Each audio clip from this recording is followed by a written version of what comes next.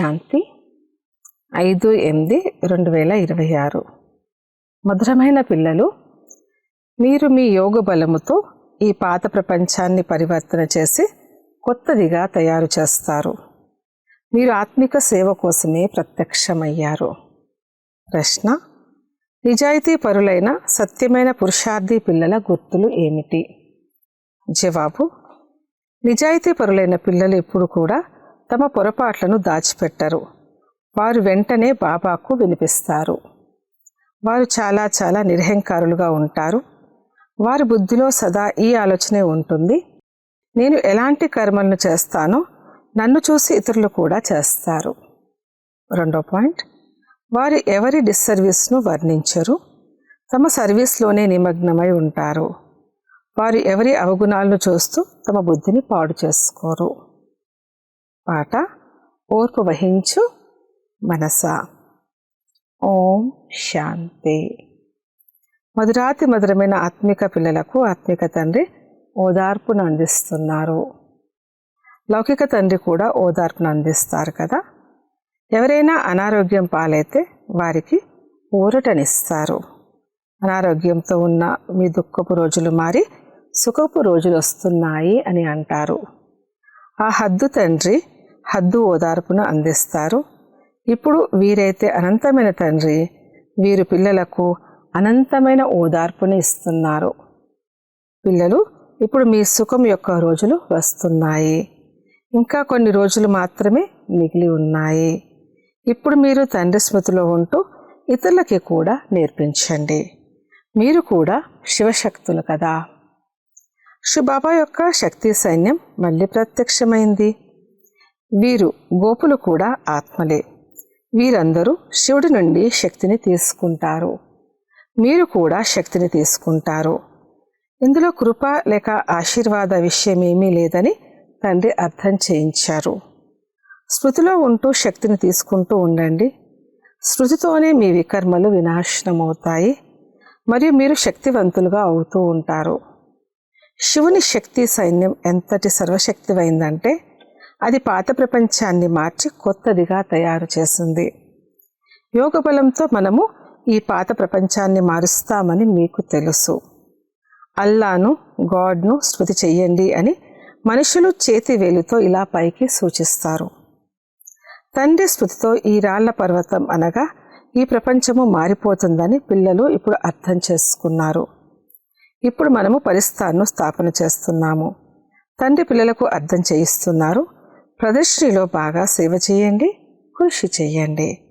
సమయం లభించినప్పుడల్లా కూర్చొని నేర్చుకోండి. ఇది చాలా సహజం.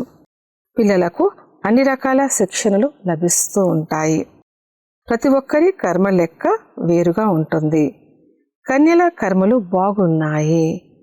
వివాహమైన వారు ఏమంటారంటే, ఈ సమయంలో ఒకవేళ నేను కన్యగా ఉండి ఉంటే ఈ బంధనాలన్నింటి నుండి విముక్తులై ఫ్రీ బర్డ్గా ఉండేదాన్ని. కన్యలు ఫ్రీ బర్డ్స్. కానీ చెడు సాంగత్యం వలన నష్టం కలుగుతుంది. పత్నికి పతి, పిల్లలు మొదలైన వారి సంఖ్యలు ఎన్ని ఉంటాయి? ఇందులో ఆచార పద్ధతులు మొదలైన బంధనాలు ఎన్ని ఉంటాయి? కన్యలకు ఎటువంటి బంధనాలు మొదలైనవి లేవు.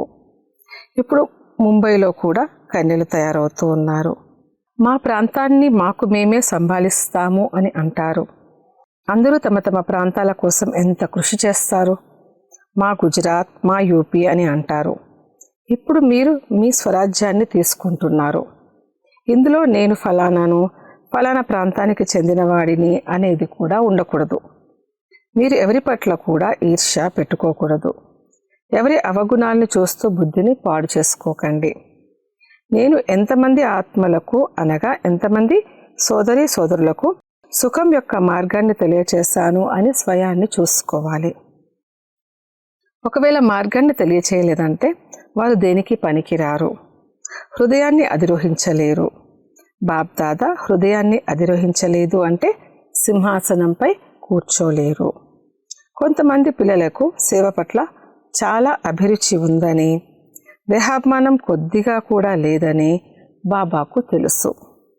మరి కొంతమంది అయితే చాలా అహంకారంలో ఉంటారు. వారు ఏమనుకుంటారంటే, మేము మాపై కాదు బాబాపై కృప చూపిస్తున్నాము అని. ఎప్పుడూ కూడా ఎవరి అవగుణాలను చూడకూడదు. ఫలానా వారు ఇలా ఉన్నారు, అది ఇది చేస్తారు అని అనుకోకూడదు. ఈ రోజుల్లో ఇతరుల డిస్సర్వీస్ను వర్ణించే తెలివైన వారు కూడా ఉన్నారు. ఫలానా వారు ఇది చేస్తారు, ఇలా ఉన్నారు అని అంటూ ఉంటారు. అరే, మీరు మీ సేవ చేసుకోండి. బ్రాహ్మణ పిల్లల పని సేవలో నిమగ్నం అవ్వడం. తండ్రి కూర్చుని ఉన్నారు. తండ్రి వద్దకు సమాచారం అంతా వస్తుంది. తండ్రి ప్రతి ఒక్కరి అవస్థ గురించి తండ్రికి తెలుసు. సేవను చూసి మహిమ కూడా చేస్తారు. పిల్లల్లో సేవ పట్ల ఉత్సాహం కలగాలి.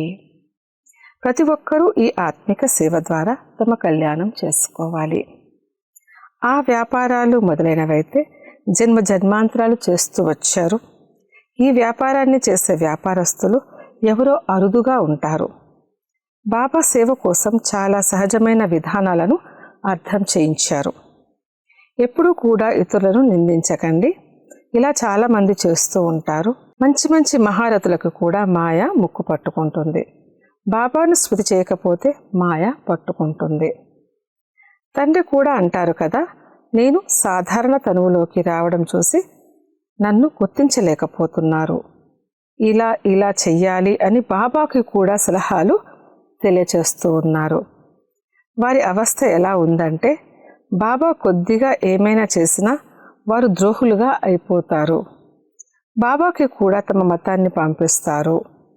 ఎలుకకు పసుపు కొమ్ము దొరకగానే తాను ఒక పెద్ద వ్యాపారి అయిపోయానని అనుకుంది అనే సామెత కూడా ఉంది కదా. మేము డిస్సర్వీస్ చేస్తున్నాము అని అర్థం చేసుకోరు. పొరపాట్లయితే చాలామంది ద్వారా జరుగుతూ ఉంటాయి. ఒక్కోసారి అవస్థ ఉన్నతంగా ఉంటుంది, ఒక్కోసారి తక్కువగా ఉంటుంది. ఇలా జరుగుతూ ఉంటుంది. ప్రతి ఒక్కరూ తమ అవస్థను చూసుకోవాలి. నిజాయితీ పరులైన పిల్లలు తమ అవస్థ గురించి వెంటనే తెలియజేస్తారు. కొందరైతే తమ పొరపాట్లను దాచిపెడతారు.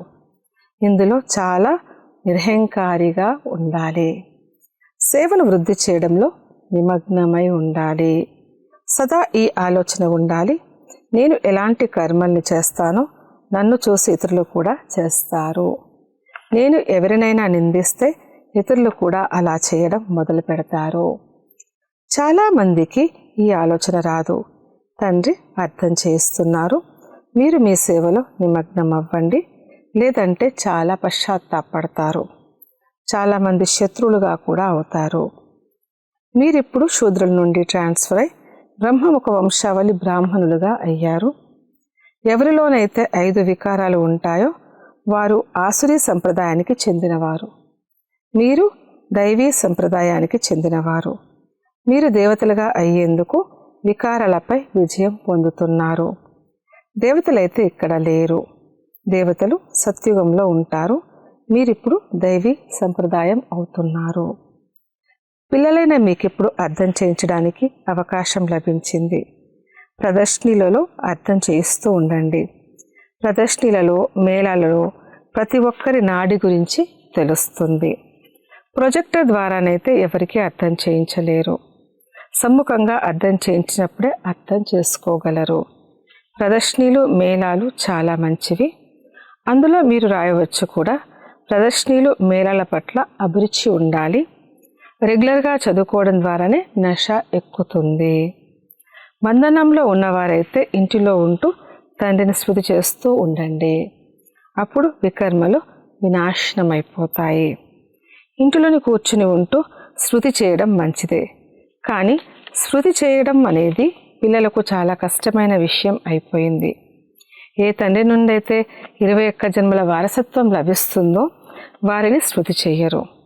మంచి మంచి భాషల్లో చేసే మహారథులు కూడా తండ్రిని స్మృతి చెయ్యరు. ఉదయం లేవలేకపోతున్నారు, లేచినా కూర్చోగానే కునికిపాట్లు పడుతూ ఉంటారు. స్మృతి చేయడానికి ఉదయం వేళే మంచిది. భక్తి మార్గంలో కూడా ఉదయాన్నే లేచి స్మృతిలో నిమగ్నమైపోతారు. కానీ వారిది దిగే కళ, ఇక్కడైతే ఎక్కే విషయము. మాయ ఎన్ని విఘ్నాలు వేస్తుంది. ఉదయాన్నే లేచి తండ్రిని స్మృతి చేయకపోతే ధారణ ఎలా జరుగుతుంది? వికర్మలు వినాశనం ఎలా అవుతాయి? ఇకపోతే కేవలం మురళిని నడిపించడం అనేది చిన్నపిల్లలు కూడా నేర్చుకొని అర్థం చేయించడం మొదలు పెడతారు. ఈ చదువు పెద్దవారి కోసం. ఇది ఎంత పెద్ద యూనివర్సిటీ. మమ్మల్ని చదివించేవారు ఎవరు అనే నష పిల్లలకి ఉండడం లేదు. మాయ ఎవరినైనా మోసం చేస్తే మనం వారిని చూడకుండా మన సేవలోనే నిమగ్నమై ఉండాలి. తండ్రి వద్దకు అన్ని సమాచారాలు వస్తూ ఉంటాయి. కొందరు దేహాభిమానంలోకి వచ్చి వీరు ఇలా చేస్తారు అని అంటూ ఉంటారు. ఈ విధంగా ఇతరులను నిందిస్తూ టైం వేస్ట్ చేసుకుంటూ ఉంటారు. మీ పని సేవలో ఉండటం. ఏదైనా జరిగితే తండ్రి సూచన ఇస్తారు, అంతే చాలు. పరచింతన చేయకూడదు. పిల్లలు సేవలో రాత్రింబవలు నిమగ్నమవ్వాలి. మీ వ్యాపారమే ఇది. వీరు శివబాబా, వీరు ప్రజాపిత బ్రహ్మ అని రోజు ప్రదర్శనలో అర్థం చేయించండి. కల్పక్రితము కూడా ప్రజాపిత బ్రహ్మ మహిమ చేయబడ్డారు. ప్రజాపిత బ్రహ్మ ద్వారా మనుష్య సృష్టిని రచిస్తారు. అలాగని ఇంతకుముందు అసలు మనుషులు లేరని కాదు. మనుష్య సృష్టిని రచిస్తారు అనగా ముళ్ళను పుష్పాలుగా తయారు చేస్తారు. బ్రహ్మ ద్వారా సృష్టిని రచిస్తారు అంటే సృష్టిని పైన రచిస్తారని కాదు. బ్రహ్మ అయితే ఇక్కడే ఉంటారు కదా. ఇంత స్పష్టంగా అర్థం చేయించడం జరుగుతుంది. తండ్రి అంటారు, నేను వీరి అనేక జన్మల అంతిమ జన్మలో ప్రవేశించి మనుషులను దేవతలుగా తయారు చేస్తాను. కనుక పిల్లలు సేవలో రాత్రింబవళ్ళు కృషి చేయాలి. వ్యాపారాలు మొదలైన వాటి నుండి కొంత సమయాన్ని తీసి ఇందులో నిమగ్నమవ్వాలి. తీరిక లభించడం లేదని అనకూడదు. అనారోగ్యం పాలైతే అప్పుడు తీరిక లేదని ఏమన్నా అంటారా? పురుషార్థం చెయ్యాలి. ప్రేరణతో ఏమీ జరగదు. భగవంతుడే ప్రేరణ ద్వారా పని చేయలేరు. అలాంటప్పుడు ఇక ఇతరులు ఎలా చేయగలరు? భగవంతుడు చేయలేనిది ఏముంది? వారు చనిపోయిన వారిని కూడా బ్రతికించగలరు అని అనుకుంటారు. అరే భగవంతుణ్ణి మీరు, ఓ పతిత పావన, మీరు వచ్చి మమ్మల్ని పతితం నుండి పావనంగా చెయ్యండి అని పిలుస్తారు. అంతే. మీరు ఇంకేమీ అనరు. మీరు వచ్చి చనిపోయిన వారిని బ్రతికించండి అని పిలవరు. వారు ఉన్నదే పతిత పావనుడు. భారత్ పావనంగా ఉండేది కదా. తండ్రి అంటారు, నేను కల్పకల్పము వచ్చి పావనంగా చేస్తాను. మాయ వచ్చి మళ్ళీ పతితంగా చేస్తుంది. ఇప్పుడు మళ్ళీ నేను పావనంగా తయారు చేయడానికి వచ్చాను. ఎంత సహజమైన విషయాన్ని తెలియచేస్తాను. పెద్ద అనారోగ్యాలు కూడా వేర్లు మూలికలతో నయం చేసేటువంటి హకీములు ఉంటారు. అందుకే వారికి మహిమ కూడా జరుగుతుంది. ఎవరైనా కొడుకు పుడితే లేక ధనం లభిస్తే గురు కృప లభించింది అని అంటారు. అచ్చా, కొడుకు మరణిస్తే తలరాత అని అంటారు. ఈ విషయాలన్నింటినీ ఇప్పుడు పిల్లలైన మీరు అర్థం చేసుకుంటారు. సన్యాసులు పవిత్రంగా అవుతారు కనుక వారికి గౌరవం ఉంటుంది. కానీ వారు హఠయోగులు. వారు రాజయోగాన్ని నేర్పించలేరు. వారు సన్యాసులు, మనము గృహస్థులము. మరి మనము మనల్ని ఫాలోవర్స్ అని ఎలా చెప్పుకోగలము? తండ్రి అంటారు, పిల్లలు పూర్తిగా ఫాలో చేయాలి. మన్మనా భవ. నన్ను స్మృతి చేసినట్లయితే మీరు పవిత్రంగా అవుతారు మరియు నాతో పాటు వస్తారు. నేనైతే సదా పావన్ని. మనుషులు పవిత్రంగా చేస్తారు, తండ్రి వచ్చి పావనంగా చేస్తారు. వారు పవిత్రత, సుఖము, శాంతుల సాగరుడు. వారు మిమ్మల్ని కూడా ఇలా తయారు చేస్తున్నారు. మీరు యోగ బలంతో ఆత్మను పవిత్రంగా చేసుకుంటారు. మనకు ఫస్ట్ క్లాస్ శరీరం లభిస్తుందని మీకు తెలుసు. మనుషులను దేవతలుగా ప్రాక్టికల్గా తయారు చేయాలి. కేవలం దేవతల వస్త్రాలు మొదలైనవి ధరించడం కాదు, స్వయం పట్ల పూర్తి అటెన్షన్ పెట్టాలి. దేహాభిమానము రాకూడదు. బాబా, మేమైతే మీ నుండి వారసత్వాన్ని తీసుకునే తీరుతాము. మేము భారత్ను శ్రేష్టాచారిగా చేసి తీరుతామని మీరు కూడా అంటారు. నిశ్చయం ఉన్నవారే ఇలా అంటారు కదా. కొందరు ఇంత తక్కువ సమయంలో ఎలా జరుగుతుంది అంటారు. వాస్తవానికి ఎప్పుడు కూడా ఇటువంటి సంశయాన్ని రానివ్వకూడదు. సంశయంలోకి రావడం వల్ల సేవలో ఢీలా పడిపోతారు. సమయం చాలా తక్కువగా ఉంది. ఎంత వీలైతే అంత బాగా పురుషార్థం చెయ్యాలి. ఎక్కడైనా కాస్త యుద్ధం మొదలైన హంగామాలు జరిగితే ఎంతగా కృషి చేయడం మొదలు పెడతారో చూడండి. మేము స్మృతిలో పూర్తిగా ఉండకపోతే ఆ సమయంలో పెనుకులాటడం ఏమిటి అన్నది కూడా అర్థం చేసుకుంటారు కదా. ఆ సమయంలోనైతే చాలా ఆపదలు మొదలైనవి ఉంటాయి. అందుకే తండ్రి అంటారు, ఎంత వీలైతే అంతగా వేగాన్ని పెంచండి. ఇది ఆత్మల రేస్. తండ్రి ఎంత బాగా అర్థం చేయిస్తారు. లక్ష్యం వరకు వెళ్ళి అనగా తండ్రి ఇంటికి వెళ్ళి మళ్ళీ కొత్త ప్రపంచంలోకి తిరిగి రావాలి. ఇది చాలా సూక్ష్మమైన రేస్. తండ్రి అంటారు, నన్ను టచ్ చేసి అనగా మూలవతనంలో వెళ్ళి మళ్ళీ తిరిగి రావాలి. ఎవరైతే యోగయుక్తులుగా ఉంటారో వారే మొట్టమొదట వస్తారు. మేము ముక్తిధామానికి వెళ్ళాలని కోరుకుంటారు. తండ్రి అంటారు, నన్ను స్మృతి చేసినట్లయితే వెళ్ళగలరు. ముక్తిధామం అయితే అందరికీ ఇష్టమే. తర్వాత పాత్రలు అభినయించేందుకు వస్తారు. మోక్షం అనేది ఎవ్వరికీ లభించదు.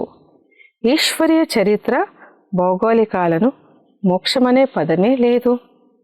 ఒక్క సెకండ్లో మీకు జీవన్ముక్తి లభిస్తుంది. మిగిలిన వారంతా ముక్తులైపోతారు. రావణ రాజ్యం నుండి ముక్తులవ్వాల్సిందే. ఎవరైతే పురుషార్థం చేస్తారో వారే ఉన్నత పదవిని పొందుతారు. పిల్లలు చాలా మధురంగా అవ్వాలి. స్వభావం చాలా మధురంగా అవ్వాలి. క్రోధులుగా అవ్వకూడదు. దుర్వాసని పేరు ఉంది కదా. ఈ రాజఋషుల్లో కూడా కొందరు ఇలాంటి వారు ఉన్నారు. నేనేమి చేస్తున్నాను, దీంతో నాకేం పదవి లభిస్తుంది అని ఎల్లప్పుడూ తమ హృదయంపై చేయి వేసుకొని ప్రశ్నించుకోవాలి. ఒకవేళ సేవ చేయలేదంటే, తమ సమానంగా తయారు చేయలేదంటే ఇక ఏం పదవి లభిస్తుంది?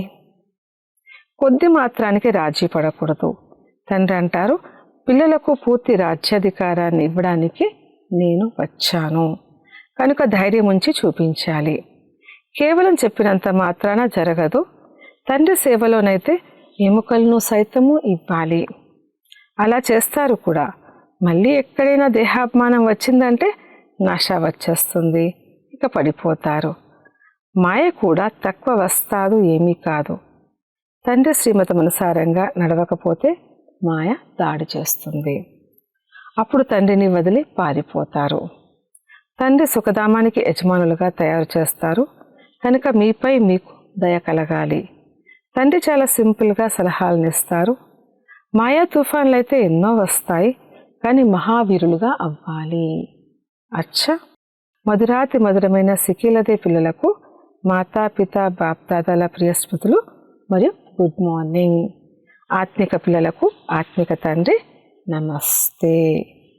ధారణ కొరకు ముఖ్య సారము. మొదటి పాయింట్, సేవ పట్ల అభిరుచి ఉంచి తమ మరియు ఇతరుల కళ్యాణం చెయ్యాలి. ఎవరి డిస్సర్వీస్ను వర్ణించకూడదు. పరచింతనలో తమ సమయాన్ని పోగొట్టుకోరాదు. రెండవ పాయింట్, నిజాయితీ పరులుగా మరియు నిరహంకారులుగా అయ్యే సేవను వృద్ధి చెయ్యాలి. ఉదయాన్నే లేచి తండ్రిని ప్రేమగా స్మృతి చెయ్యాలి. చెప్పడాన్ని మరియు చేయడాన్ని సమానంగా చేసుకోవాలి. వరదానము, మన్మనాభవ స్థితి ద్వారా మనసులోని భావాలను తెలుసుకునే సఫలతా స్వరూప భవ. ఏ పిల్లలైతే మన్మనాభవ స్థితిలో ఉంటారో వారు ఇతరుల మనసులోని భావాలను తెలుసుకోగలరు. మాటలు ఏవైనా కానీ వాటి భావం ఏమిటి అన్నదాన్ని తెలుసుకునే అభ్యాసం చేస్తూ వెళ్ళండి. ప్రతి ఒక్కరి మనసులోని భావాలను అర్థం చేసుకోవడంలో వారి అవసరం లేదా ప్రాప్తి యొక్క కోరిక ఏదైతే ఉందో దానిని పూర్తి చేయగలరు. దీనితో వారు అవినాశి పురుషార్థులుగా అయిపోతారు. అప్పుడిక కొద్ది సమయంలోనే సేవలో గొప్ప సఫలత లభిస్తుంది కనిపిస్తుంది. మరియు మీరు పురుషార్థి స్వరూపులకు బదులుగా సఫలతా స్వరూపులుగా అయిపోతారు. స్లోగన్, నిద్రించే సమయంలో అంతా తండ్రికి అర్పణ చేసి ఖాళీ అయిపోండి. అప్పుడు వ్యర్థమైన లేక వికారి స్వప్నాలు రావు. అవ్యక్త ప్రేరణలు, అపవిత్రత యొక్క బీజాన్ని కూడా సమాప్తం చేసి సంపూర్ణంగా స్వచ్ఛంగా అవ్వండి. ఆత్మలైన మీరు బ్రాహ్మణ జీవితంలో ఎంతటి పవిత్రులు అవుతారంటే ఇక శరీరాన్ని ప్రకృతిని కూడా పవిత్రంగా తయారు చేస్తారు. అందుకే అక్కడ శరీరం కూడా పవిత్రంగా ఉంటుంది, మరియు ఆత్మ కూడా పవిత్రంగా ఉంటుంది. సంపూర్ణ పవిత్రత అనగా అపవిత్రత అంశమాత్రం కూడా లేకుండా ఉండడం. ఎందుకంటే ఎంత పవిత్రత ఉంటుందో అంతగానే బ్రాహ్మణ జీవితం యొక్క వ్యక్తిత్వం ఉంటుంది. ఒకవేళ పవిత్రత తక్కువగా ఉన్నట్లయితే పర్సనాలిటీ కూడా తక్కువగా ఉంటుంది. ప్యూరిటీకి చెందిన ఈ పర్సనాలిటీ సేవలో సహజంగా సఫలత లభిస్తుంది. ఓం శాంతి.